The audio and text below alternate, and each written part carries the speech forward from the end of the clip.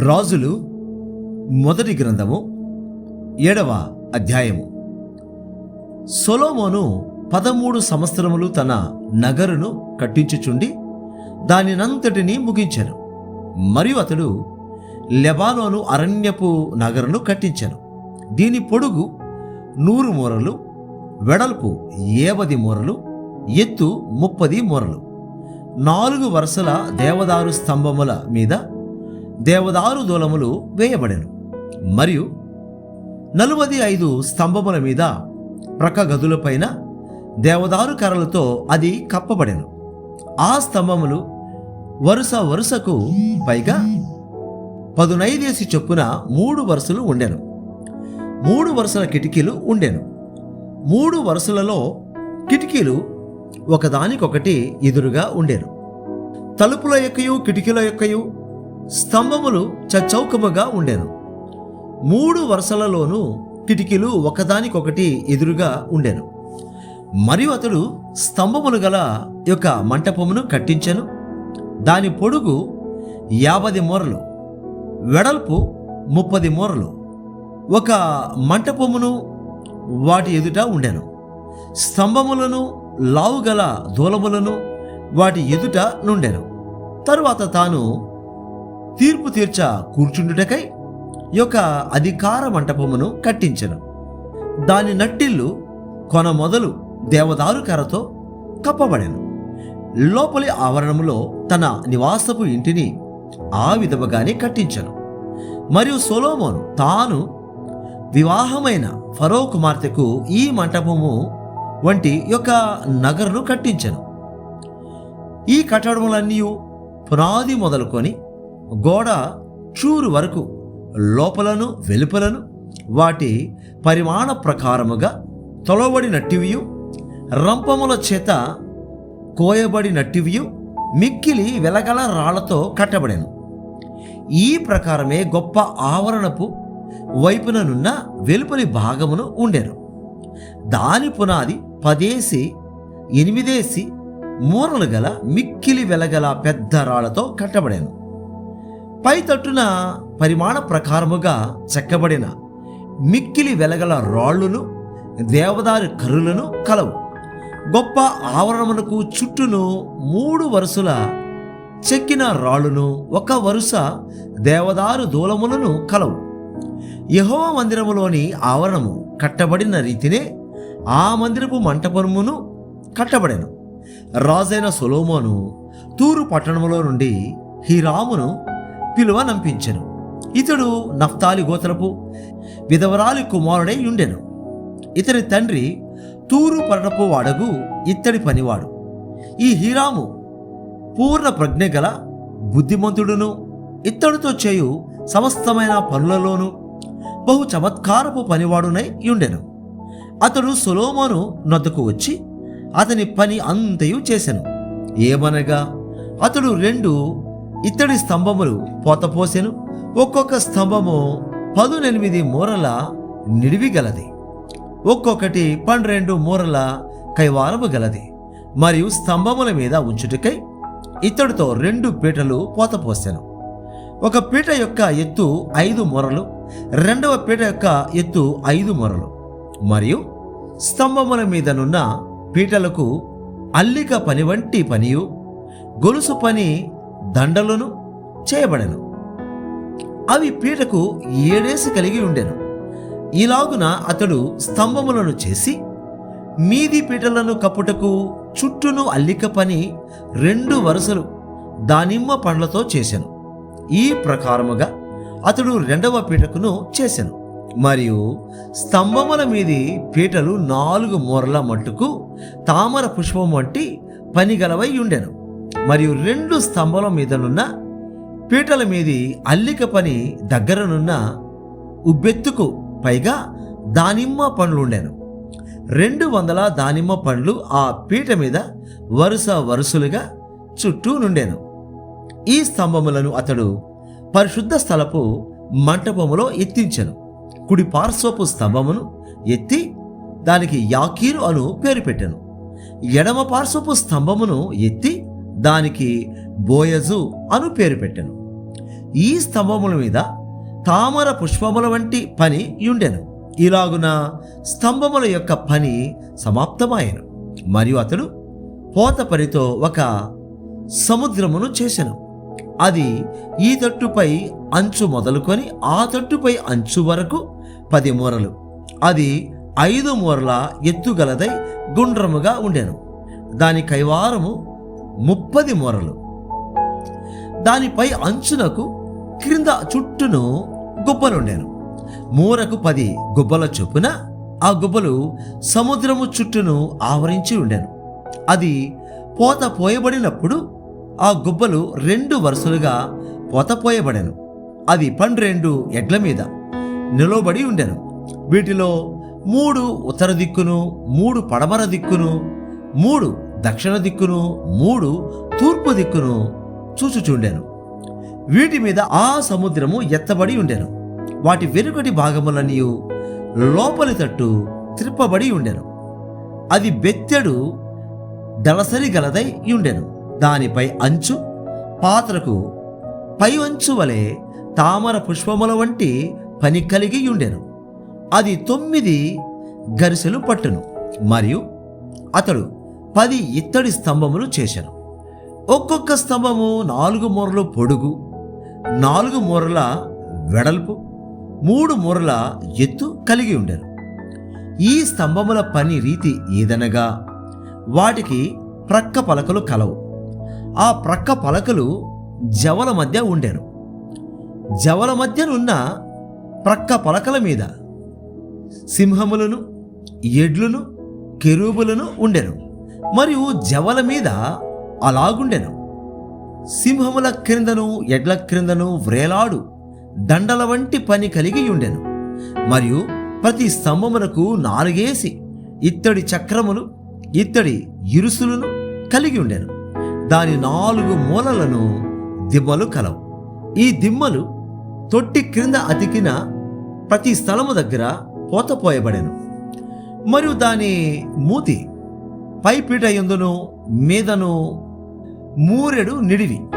అయితే మూతి క్రింద స్తంభము పని చొప్పున గుండ్రముగా ఉండి 3.5 నిడివి. మరియు ఆ మూతి మీద ప్రక్కలు గల చెక్కిన పన్నులు గలవు.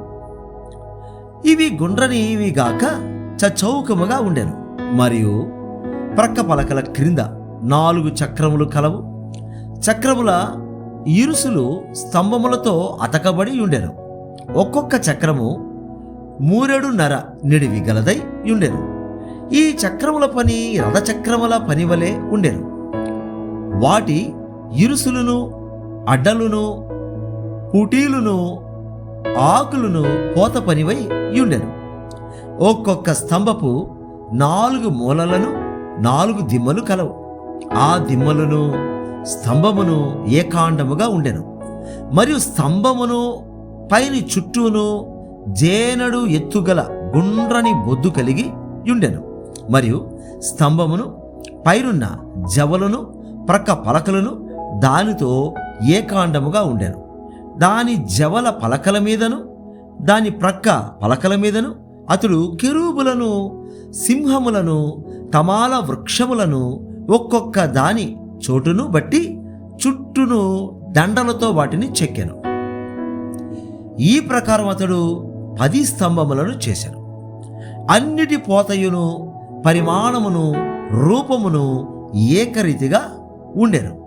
తరువాత అతడు 10 ఇత్తడి తొట్లను చేశాను. ప్రతి తొట్టి 720 తూములు పట్టునది. ఒక్కొక్క తొట్టి 4 మూరలు. ఒక్కొక్క స్తంభము మీద ఒక్కొక్క తొట్టి పెట్టబడెను. మందిరపు కుడి పార్శ్వమున 5 స్తంభములను, మందిరం యొక్క ఎడమ పార్శ్వమున 5 మట్లను అతడు ఉంచెను. సముద్రమును దక్షిణమునకు ఎదురుగా తూర్పు తట్టున మందిరం యొక్క కుడి పార్శ్వమున ఉంచెను. మరియు హీరాము తొట్లను, చేటలను, గిన్నెలను చేసెను. ఈ ప్రకారము హీరాము రాజైన సొలొమోను ఆజ్ఞను బట్టి యెహోవా మందిరపు పని అంతయు ముగించెను. 2 స్తంభములను, ఆ 2 స్తంభముల మీదనున్న పైపీటల పళ్ళెములను, ఆ స్తంభములను పైపీటల పళ్ళెములను కప్పిన 2 అల్లికలను, ఆ స్తంభముల మీదనున్న పైపీటల 2 పళ్ళెములను కప్పిన అల్లిక యొక్కటింటికి 2 వరుసల చొప్పున 2 అల్లికలకును 400 దానిమ్మ పండ్లను, 10 స్తంభములను, స్తంభముల మీద 10 తొట్లను, ఒక సముద్రమును, సముద్రము క్రింద 12 ఎడ్లను, బిందెలను, చేటలను, గిన్నెలను, వీటన్నిటినీ రాజైన సొలొమోను ఆజ్ఞను బట్టి హీరాము యెహోవా మందిరమునకు చేసెను. ఈ వస్తువులన్నీ మెరుగుపెట్టిన ఇత్తడివై ఉండెను. యొర్దాను మైదానమందు సుక్కోతునకును సారేతాను నకును మధ్య జగట భూమియందు రాజు వాటిని పోత పోయించెను. అయితే ఈ ఉపకరణములు అతి విస్తారములైనందున సొలొమోను ఎత్తు చూచుట మానివేశెను. ఇత్తడి యొక్క ఎత్తు ఎంతైనది తెలియబడకపోయాను. మరియు సొలొమోను యెహోవా మందిర సంబంధమైన తక్కిన ఉపకరణములన్నిటినీ చేయించెను. అనగా బంగారపు బలిపీఠమును, సముఖపు రొట్టెల నుంచు బంగారపు బల్లలను, గర్భాలయము ముందర కుడి పార్శ్వమున 5, ఎడమ పార్శ్వమున 5, 10 బంగారపు దీపస్తంభములను, బంగారపు పుష్పములను, ప్రమిదలను, కారులను, మేలిమి బంగారపు పాత్రలను, కత్తెరలను, గిన్నెలను, ధూప కలశములను, అంతర్మందిరమును అతి పరిశుద్ధమైన స్థలం యొక్క తలుపులకును, మందిరమును ఆలయపు తలుపులకును కలిగిన బంగారపు బందులను వీటన్నిటినీ చేయించెను. ఈ ప్రకారము రాజైన సొలొమోను యెహోవా మందిరమునకు చేసిన పని అంతయు సమాప్తమాయెను. మరియు సొలొమోను తన తండ్రి అయిన దావీదు ప్రతిష్ఠించిన వెండిని, బంగారమును, ఉపకరణములను తెప్పించి యెహోవా మందిరపు ఖజానాలో ఉంచెను. రాజులు మొదటి గ్రంథము 8వ అధ్యాయము. అప్పుడు సియోను అను దావీదు పురములో నుండి యెహోవా నిబంధన మందసమును పైకి తీసుకొని వచ్చుటకు యెరూషలేములో నుండు రాజైన సొలొమోను ఇశ్రాయేలీయుల పెద్దలను, గోత్ర ప్రధానులను, అనగా ఇశ్రాయేలీయుల పితరుల కుటుంబముల పెద్దలను తన యొద్దకు సమకూర్చెను. కాబట్టి ఇశ్రాయేలీయులందరూ ఏదనీమను 7వ మాసమందు పండుగ కాలమున రాజైన సొలొమోను నద్దకు కూడుకొనిరి. ఇశ్రాయేలీయుల పెద్దలందరూ రాగా యాజకులు యెహోవా మందసమును ఎత్తి దాన్ని తీసుకొని వచ్చిరి. ప్రత్యక్షపు గుడారమును, గుడారములోనున్న పరిశుద్ధ ఉపకరణములను యాజకులను, లేవీయులను తీసుకొని రాగా రాజైన సొలొమోను అతని యొద్దకు కూడి వచ్చిన ఇశ్రాయేలీయులకు సమాజకులందరూ మందసము ముందర నిలువబడి లెక్కింప సఖ్యము గాని గొర్రెలను, ఎడ్లను బలిగా అర్పించిరి. మరియు యాజకులు యెహోవా నిబంధన మందసమును తీసుకొని దాని స్థలములో, అనగా మందిరపు గర్భాలయమగు అతి పరిశుద్ధ స్థలములో కెరూబుల రెక్కల క్రింద దానిని ఉంచిరి. కెరూబుల రెక్కలు మందస స్థానము మీదికి చాపబడెను. ఆ కెరూబులు మందసమును దాని దండెలను పైతట్టున కమ్మెను. వాటి కొనలు గర్భాలయము ఎదుట పరిశుద్ధ స్థలములోనికి కనబడునంత పొడవుగా ఆ దండెలుంచబడెను. గాని ఇవి బయటికి కనబడలేదు. అవి నేటి వరకు అక్కడనే ఉన్నవి. ఇశ్రాయేలీయులు ఐగుప్తు దేశంలో నుండి వచ్చినప్పుడు యెహోవా వారితో నిబంధన చేయగా మోషే తాను హోరేబునందు ఆ పలకలను మందసములో ఉంచెను. దానిలో ఆ 2 రాతి పలకలు తప్ప మరి ఏమీ లేకపోయారు. యాజకులు పరిశుద్ధ స్థలములో నుండి బయటికి వచ్చినప్పుడు మేఘము యెహోవా మందిరమును నింపెను. కాబట్టి యెహోవా తేజోమహిమ యెహోవా మందిరములో నిండుకొనగా ఆ మేఘమున్న హేతువు చేత యాజకులు సేవ చేయుటకు నిలువలేకపోయిరి. సొలొమోను దానిని చూచి గడాంధకారమందు నివాసము చేదునని యెహోవా సెలవిచ్చి ఉన్నాడు. నీవు నివాసము చేయుటకు నేను మందిరము కట్టించి ఉన్నాను. సదాకాలం అందులో నీవు నివసించుటకై నేనొక స్థలము ఏర్పరచి ఉన్నాను అని చెప్పి ముఖమును ప్రజల తట్టు త్రిప్పుకొని ఇశ్రాయేలుల సమాజమంతయు నిలిచి ఉండగా ఇశ్రాయేలుల సమాజకులందరినీ ఇలాగు దీవించెను. నా తండ్రైన దావీదునకు మాట ఇచ్చి దాన్ని నెరవేర్చిన ఇశ్రాయేలుల దేవుడైన యెహోవాకు స్తోత్రము కలిగి ఉండునుగాక. నేను ఇశ్రాయేలులకు నా జనులను ఐగుప్తుల నుండి రప్పించిన నాట నుండి నా నామము దాని అందుండునట్లుగా ఇశ్రాయేలుల గోత్ర స్థానములలో ఏ పట్టణములోనైనను మందిరమును కట్టించుటకు నేను కోరలేదు గాని ఇశ్రాయేలులకు నా జనుల మీద దావీదును ఉంచుటకు నేను కోరి ఉన్నాను అని ఆయన సెలవిచ్చాను. ఇశ్రాయేలుల దేవుడైన యెహోవా నామ ఘనతకు ఒక మందిరమును కట్టించవలనని నా తండ్రి అయిన దావీదునకు మనస్సు పుట్టగా యెహోవా నా తండ్రి అయిన దావీదుతో సెలవిచ్చినదేమనగా, నా నామ ఘనతకు ఒక మందిరము కట్టించుటకు నీవు తాత్పర్యము కలిగి ఉన్నావు. ఆ తాత్పర్యము మంచిదే. అయినను నీవు మందిరమును కట్టించకూడదు. నీ నడుములో నుండి పుట్టబోవు నీ కుమారుడు నా నామ ఘనతకు ఒక మందిరమును కట్టించెను. తాను సెలవిచ్చిన మాటను యెహోవా నెరవేర్చి ఉన్నాడు. నేను నా తండ్రైన దావీదునకు ప్రతిగా నియమింపబడి యెహోవా సెలవు చెప్పున ఇశ్రాయేలుల మీద సింహాసనాసీనుడనై ఉండి ఇశ్రాయేలుల దేవుడైన యెహోవా నామఘనతకు మందిరమును కట్టించి ఉన్నాను. అందులో యెహోవా నిబంధన మందసమునకు స్థలమును ఏర్పరచితిని. ఐగుప్తు దేశములో నుండి ఆయన మన పితరులను రప్పించినప్పుడు ఆయన చేసిన నిబంధన అందులోనే ఉన్నది.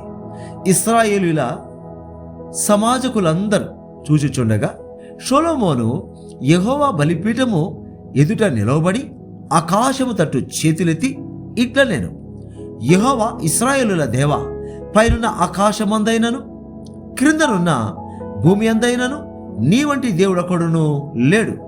పూర్ణ మనస్సుతో నీ దృష్టికి అనుకూలముగా నడుచు నీ దాసుల విషయమై నీవు నిబంధనను నెరవేర్చుచు కనికరము చూపుచు ఉండువాడవై ఉన్నావు. నీ దాసుడైన నా తండ్రియగు దావీదునకు నీవు చేసిన వాగ్దానమును స్థిరపరచి నీవిచ్చిన మాటను నేడు నెరవేర్చి ఉన్నావు. యెహోవా ఇశ్రాయేలుల దేవా, నీ కుమారులు సత్ప్రవర్తన గలవారై నీవు నా ఎదుట నడిచినట్లు నా ఎదుట నడిచిన ఎడల నా దృష్టికి అనుకూలుడై ఇశ్రాయేలుల మీద సింహాసనాసీనుడగువాడు నీకుండక మానడని సెలవిచ్చితివి. నీవు నీ దాసుడును నా తండ్రియునగు దావీదునకు ఇచ్చిన వాగ్దానమును స్థిరపరచుము.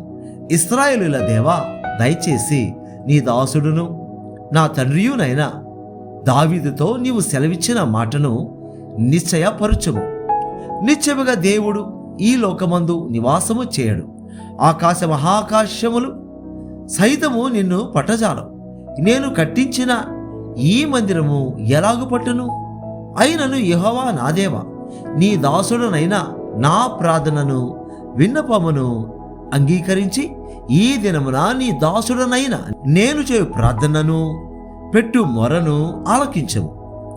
నీ దాసుడనైన నేను చేయు ప్రార్థనను దయతో అంగీకరించినట్లు నా నామం అక్కడ ఉండునని ఏ స్థలమును గూర్చి నీవు సెలవిచ్చితివో ఆ స్థలమైన ఈ మందిరము తట్టు నీ నేత్రములు రేయింబగలు తెరవబడి ఉండునుగాక.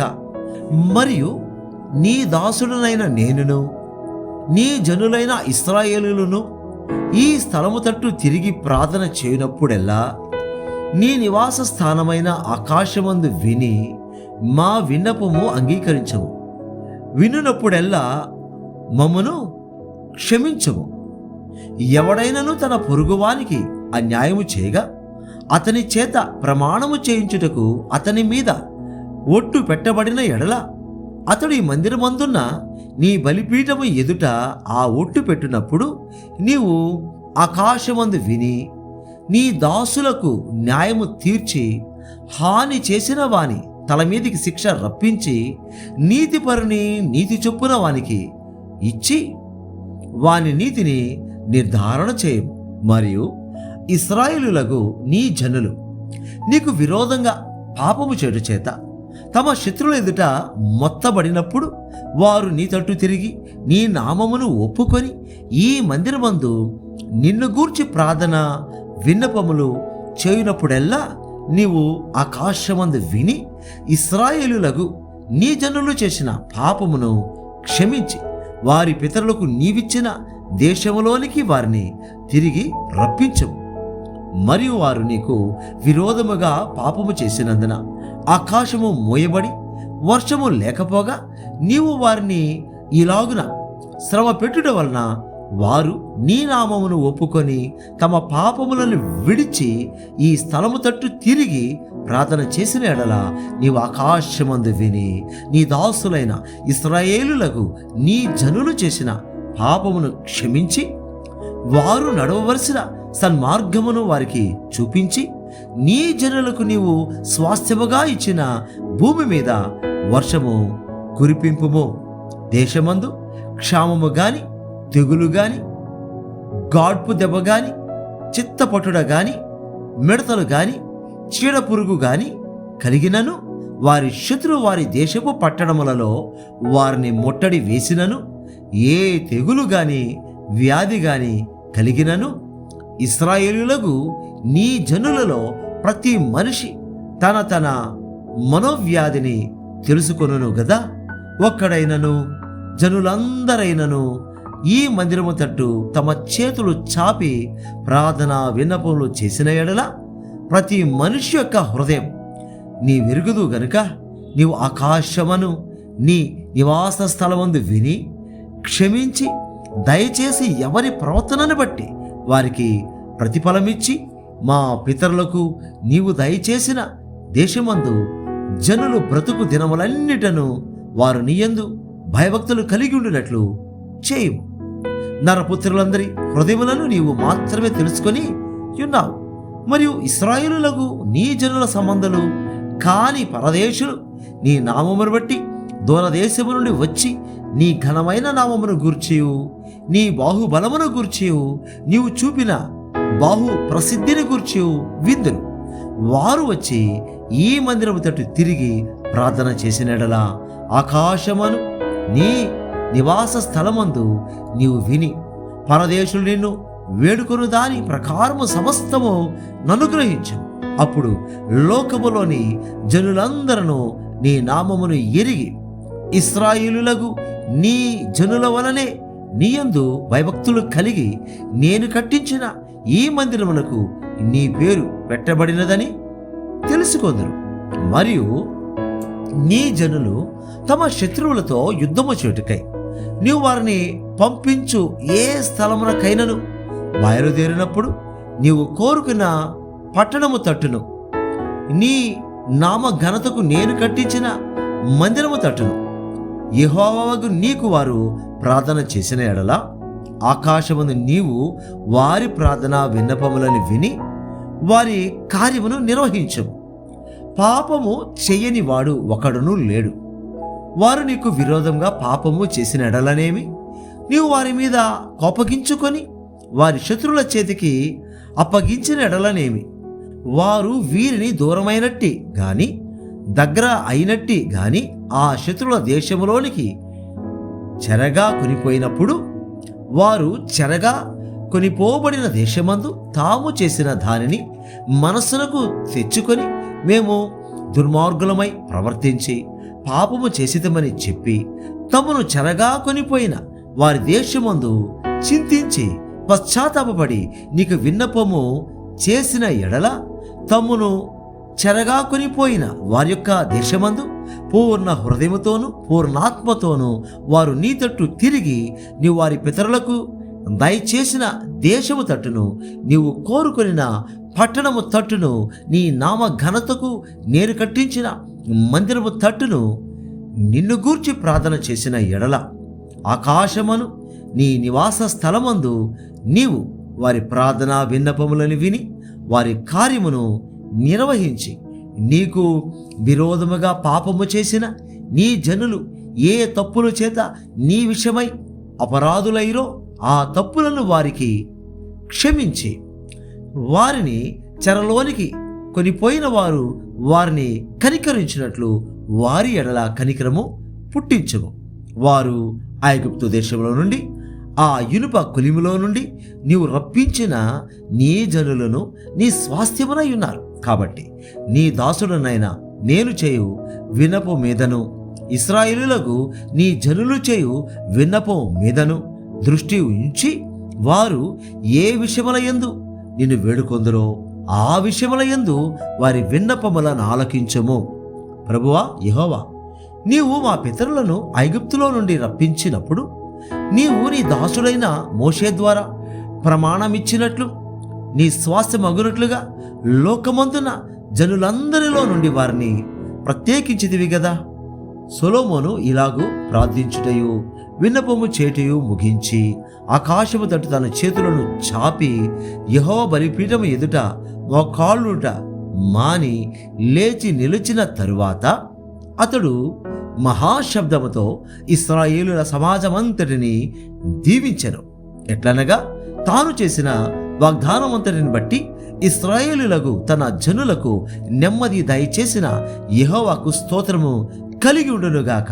తన దాసుడైన మోషే ద్వారా ఆయన చేసిన శుభ వాగ్దానములో ఒక మాటైనా తప్పిపోయినది కాదు.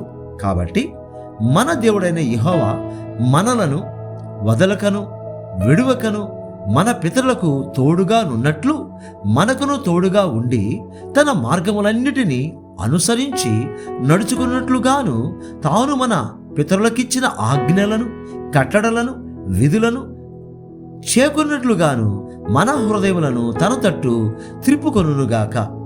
ఆయన తన దాసుడనైన నా కార్యమును ఇశ్రాయేలులకు తన జనుల కార్యమును అవసరము చొప్పున ఎల్లప్పుడూ నిర్వహించినట్లుగా నేను యెహోవా ఎదుట విన్నపము చేసిన ఈ మాటలు రేయం బగలు మన దేవుడైన యెహోవా సన్నిధిని ఉండునుగాక.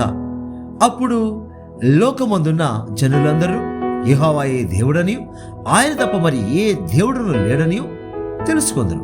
కాబట్టి ఆయన నియమించిన కట్టడలను అనుసరించి నడుచుకొనుటకును ఈ దినమందున్నట్లు ఆయన చేసిన నిర్ణయములను చేకొనుటను మీ హృదయము మీ దేవుడైన యెహోవా విషయమై సర్వసిద్ధముగా నుండునుగాక.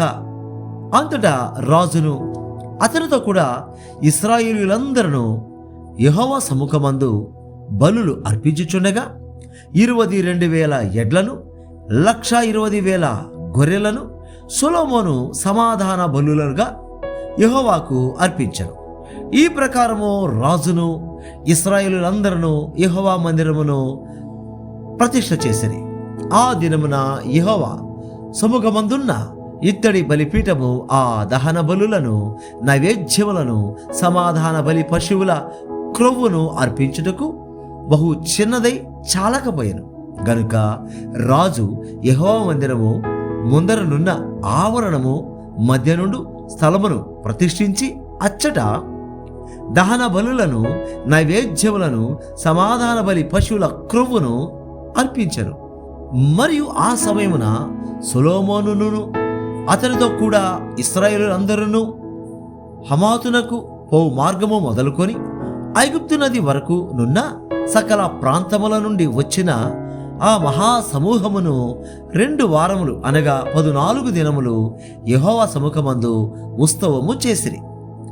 8వ దినమున అతడు జనులకు సెలవేయగా వారు రాజును పొగడి యెహోవా తన దాసుడైన దావీదునకును ఇశ్రాయేలులకు తన జనులకును చేసిన మేలంతటిని బట్టి సంతోషించుచు ఆనంద హృదయులై తమ తమ గుడారములకు వెళ్ళిపోయిరి.